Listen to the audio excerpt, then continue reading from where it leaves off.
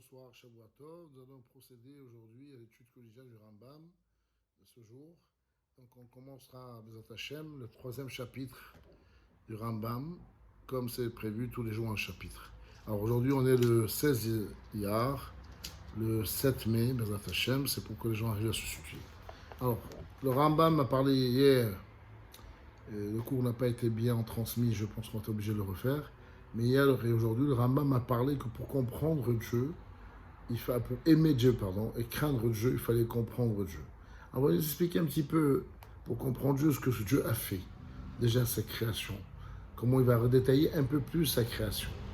Hier, il nous a parlé des anges et des différents anges. Aujourd'hui, il va parler des astres, différents astres. Comment le monde a été créé. Alors, on sait tous qu'à l'être humain, on ne va pas un petit peu après venir vers l'être humain, mais là, déjà, ils vont nous parler des astres. Galgalim. Hem Nikraim Shamayim Verakia, ou Zvul Haravot. Les Galgalim, c'est ce qu'on appelle le ciel, la terre, et le Zvul et la Haravot. Pas de traduction intégrale, mais on va comprendre plus tard. Hem Tisha Galgalim, il y a 9 astres. Galgal Akarov Menu ou Galgal Yareh. L'astre le plus proche de nous, c'est la lune.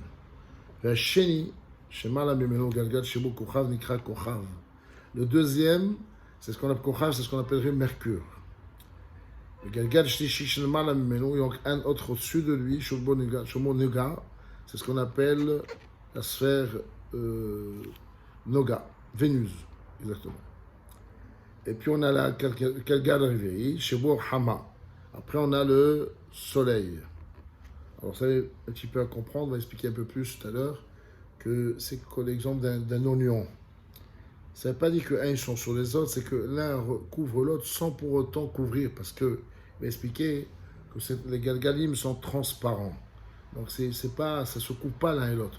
Seulement c'est au-dessus, c'est une sphère, un rang au-dessus de l'autre et un rang au-dessus de l'autre, et comme ça ils sont tous les uns au-dessus de l'autre. Et puis le Galgal Hamishi, Shebo Madim. Alors le cinquième, c'est la sphère qui se trouve au-dessus du quatrième, et c'est Mars, rouge d'ailleurs. On est monté sur la Lune, pendant le Mars, on a vu que c'est rouge. Galgal Shishi Shebo Korav Tzedek. Le sixième, c'est Jupiter. Galgal Shvi Shebo Shaftai. Le septième, c'est Saturne. Galgal Shmini Shebo Shakol Ravin Krem Balkia. Et le huitième, là, on le trouve avec toutes les autres étoiles. Et donc, il est mélangé, c'est une sphère qui n'a pas de nom, qui est mélangée avec les étoiles. Et puis, on a la neuvième. Lui, c'est une sphère qui fait l'aller et le retour entre l'est et l'ouest. Et comme ça, il fait son trajet tous les jours. Donc, tout à l'heure, chacun est au-dessus de l'autre comme ça. Chacun fait son travail sans pour autant tourner sur lui-même, sans pour autant faire obstruction à celui qui est au-dessus qui est dessous. Ça ne les dérange pas du tout, puisqu'ils sont avoir du matière transparente. Ou un makif vetakol, ou vous savez vetakol. C'est celui qui entoure le tout et celui qui fait tourner le tout. C'est que je me pose.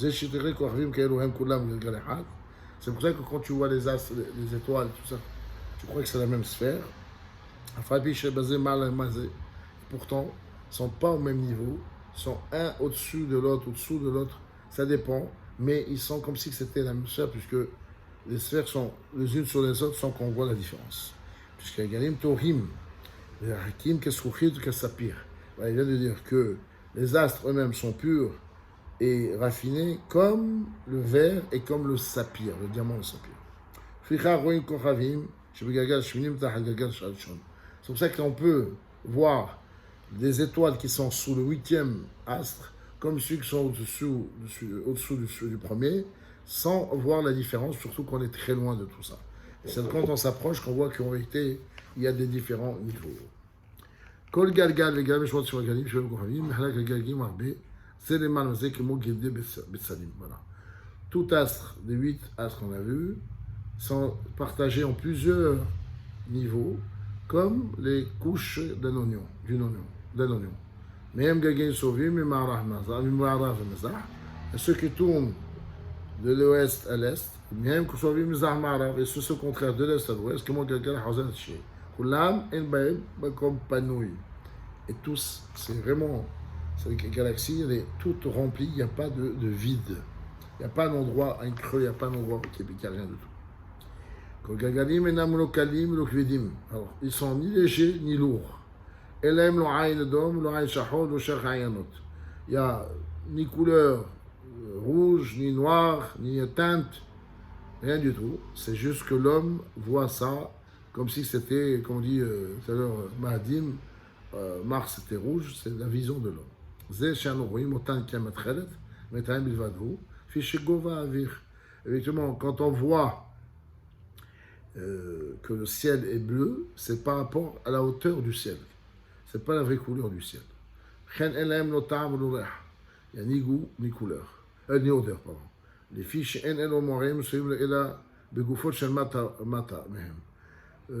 La notion de goût, la notion d'odeur n'existe que chez les créatures qui sont plus basses que ces astres-là. Tous ces astres sont en rang. La terre est au milieu de tout ça, et autour d'elle, il y a tous ces astres. גלגלים קטנים שהם גבוהים בהם, ואין אותם גלגלים כופים את הארץ, אלא הגלגל הקטן,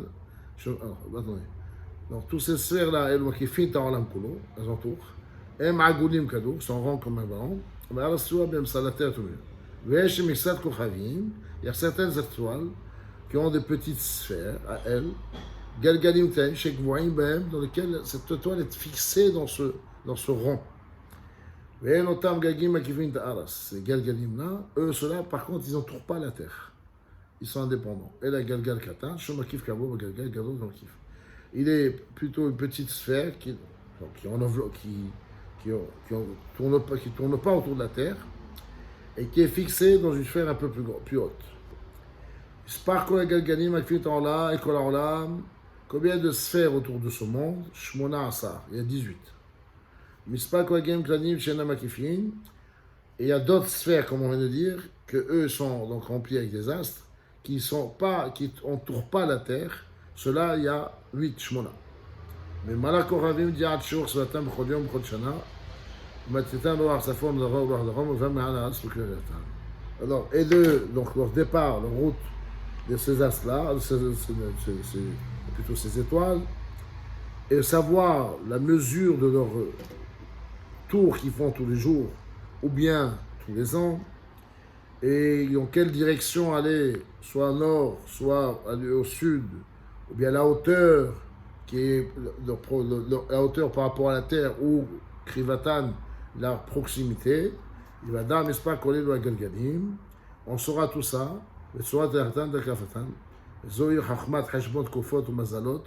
c'est comme ça qu'on calcule ce qu'on appelle l'astronomie, la différence, la distance entre les différents astres, comment ça marche, comment ça circule. Il y a chacun qui a sa route, chacun qui a sa voie, chacun qui a son délai, sa vitesse, ainsi de suite.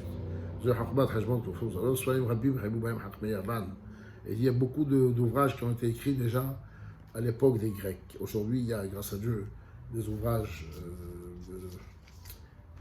de notre communauté, en l'occurrence Rav Gary Koren, qui est le beau-père de ma fille, grand scientifique, qui était décoré par Chirac à l'époque, en tant que mathématicien, grand mathématicien français, et il a fait un livre sur le Hashbon, sur la Lune.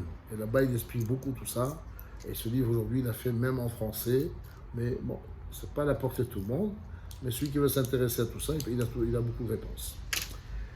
Donc le 9e, il entoure tout le monde, le tout. Seulement il y a 12 morceaux. Il est fait en 12 morceaux.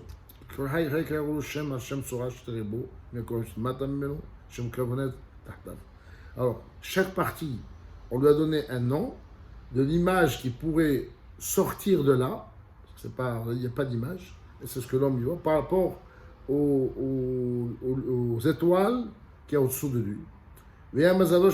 Alors c'est ce qu'on appelle les astres aujourd'hui, c'est ce qu'on appelle l'agneau, le bélier, le taureau, les jumeaux, le scorpion, les signes astrologiques. Ariel, le lion, Toula, la vierge, Onzem, la balance, Akra, le scorpion. Et après on a le Keshet, l'arc-en-ciel, Gedi, Déli et Dagim, et puis on a donc le Capricorne, le Verseau et le Poisson. Ça, c'est donc les 12 astres que tout le monde connaît. Ben, ceux-là, ils sont sur la 9e galaxie qui est autour du monde. Il vient confirmer que cet astre-là, il n'a aucun partage, aucune forme de toutes ces images, et même pas une étoile.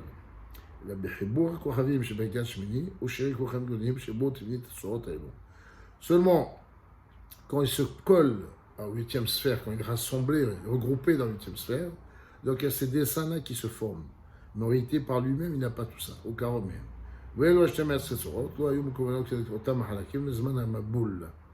Et en réalité, ces astres-là, ces signes astrologiques, n'étaient vraiment face au 9e astre que pendant le déluge.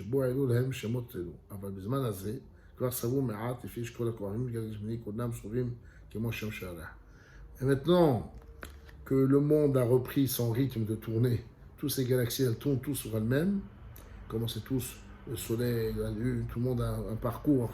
On va le voir, qu'est-ce que c'est la différence entre le Soleil, la Lune et la Terre, ainsi de suite. Et la chaîne survit avec Midout. Seulement, elle tourne pas avec tellement grande vitesse, sinon nous, on est un peu fous. Elle tourne plutôt avec lentement.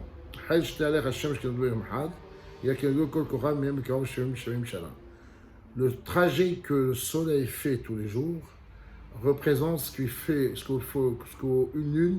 qu'une lune pourrait faire, il faudrait 70 ans. C'est que le Rambam était un grand astronomiste, il était aussi astrologue, il était médecin, il était philosophe, donc c'est un des grands maîtres du peuple juif. Et donc on a le mérite d'étudier tous les jours son livre.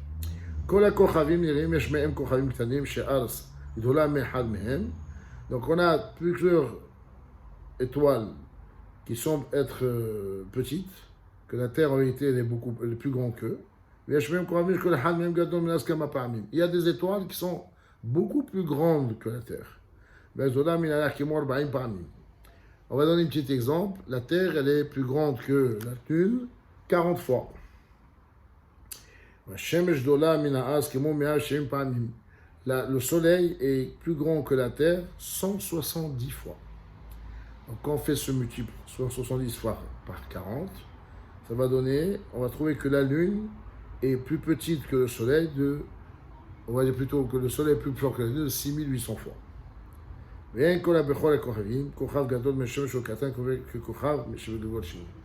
n'y a pas dans tous les astres, dans tous les lieux des étoiles, un astre aussi grand que le Soleil. Il n'y a pas, ça n'existe pas. Et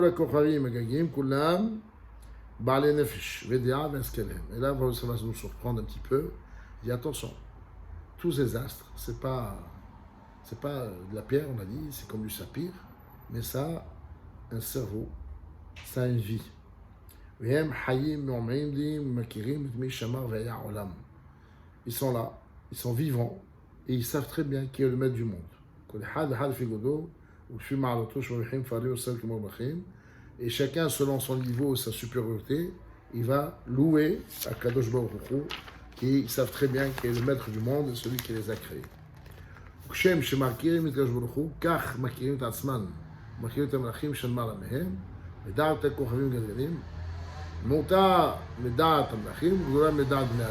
Alors, faut savoir que ces astres connaissent tous les anges et ils savent quels sont les astres qui sont supérieurs à eux et ceux qui sont inférieurs à eux. Alors, c'est quoi ces astres? Où est leur place dans la création du monde, pardon? C'est qu'ils sont un peu plus bas que les anges et supérieurs à l'homme. Donc, c'est pour ça que les astres, pas seulement par leur grandeur physique, mais ils ont une influence puisqu'ils sont supérieurs.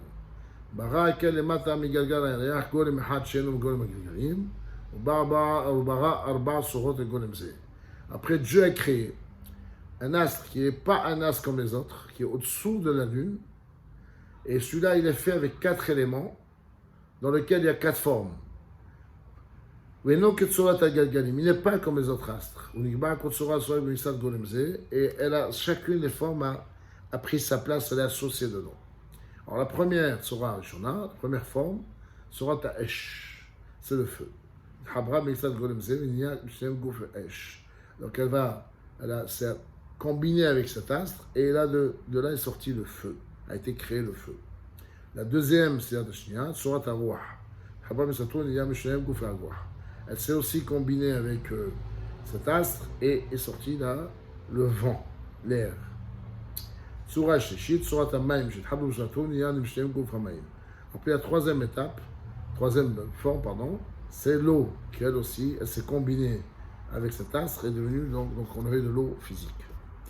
Et après on a Tsura Revi'it, la quatrième, Tsura Taras, Habra Bixatoun, Yan Mishtem Gouf Haaras. Et là c'est la terre, elle s'est collée à cet astre, et donc on a créé la terre. Donc on a de là 4 éléments avec lesquels on va créer le reste du monde, toutes les créatures, l'être humain, et ainsi de suite. Ça, les matamilakia,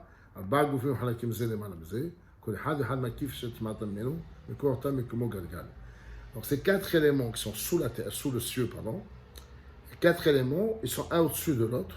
Chacun, il recouvre l'autre. Et en réalité, comme on a dit, il y a un ordre. Le feu, c'est le plus haut, c'est celui qui va monter vers le ciel. Après, il y a l'eau. Après, il y a l'air, c'est la même chose qui a tendance à aller vers le haut.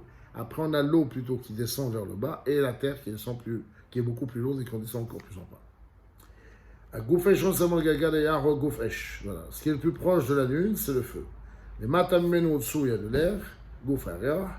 Les matamenu gouf amain, au-dessous, il y a de l'eau. Les matamenu gouf as, et là, il n'y a pas de vide. Tout est plein, il n'y a pas un vide, ça n'existe pas. Ces 4 éléments par lesquels Dieu a créé le monde n'ont pas de vie par eux-mêmes, c'est infime, c'est juste pour exister.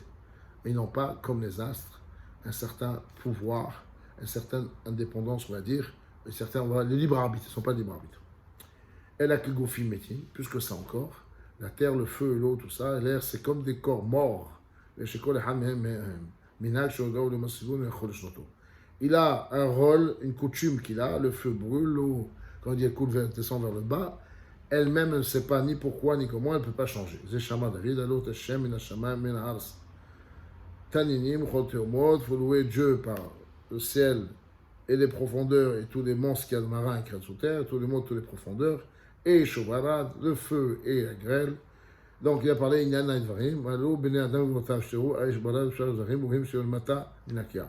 on le loue par toutes ces choses que Dieu a créées ici qui viennent sur terre. On voit que tout ça, ça a une puissance incroyable, mais on ne sait pas pourquoi, comment, et eux, ils n'ont pas non plus de libre arbitre, ils décident de rien du tout. Voilà, Rabotai, on a fini le 3e chapitre du Rambam. Donc, Bezat Hashem, on va essayer bien demain de le faire un peu plus tôt, comme ça, vous pouvez le suivre régulièrement. Et vous savez tous que cette étude du Rambam qu'on a garanti le Rabbi, c'est ce qui amène toutes les brachot et tout ce qu'on a besoin et qui nous amène la Géoula Shema. Amen.